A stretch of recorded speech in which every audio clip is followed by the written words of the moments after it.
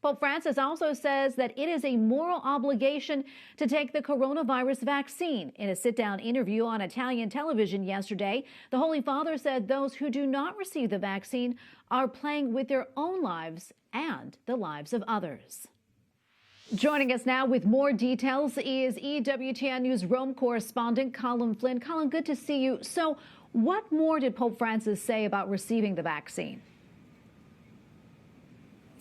Good evening, Tracy. Well, in a TV interview last night here in Italy, Pope Francis said it was everyone's ethical duty to take the COVID-19 vaccine and that he was in line to receive it as early as this coming week.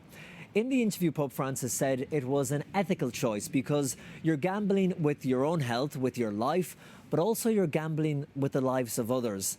The Pope has also, of course, Tracy, on a number of occasions said that everything must be done to ensure the vaccine is available to all, not just those living in wealthy and first world countries. Now, in this interview, he spoke about a memory from his childhood in Argentina when they had the polio epidemic, and he recalled many children being left paralysed from it, and he talked about how everyone was desperately awaiting a vaccine. So he went on to say that he would be getting the COVID-19 vaccine and that it must be done. Pope Francis, of course, is 84 years of age, and when he lived in Argentina, he had part of one of his lungs removed after suffering an illness, which puts him now in a very vulnerable category. In fact, Vatican News over the weekend, Tracy, reported that the Pope's doctor, Fabrizio Soccorsi, had died due to complications from COVID-19. He was in hospital being treated for cancer, and he was 78 years of age.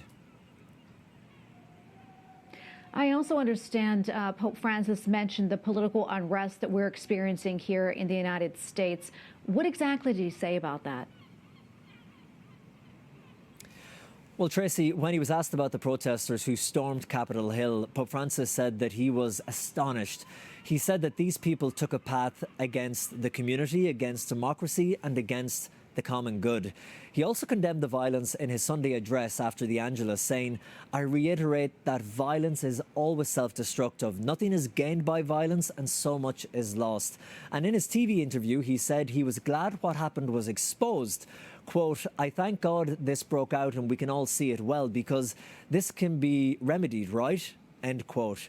Finally, he said that after what happened at Capitol Hill, it was now time for healing. Colm, before I let you go, any other takeaways from the interview?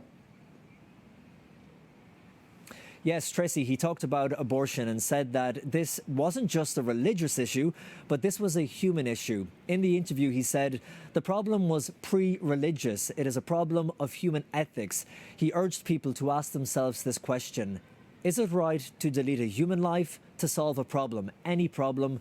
No. It's not right, is what he said. He went on to say that we need to abandon the throwaway culture of today and be more welcoming. Welcoming to children, to migrants, to the elderly, to those most in need. He said we should replace the word I with the word us. Tracy? Okay, Colm Flynn, thank you so much for that report. Thank you, Tracy.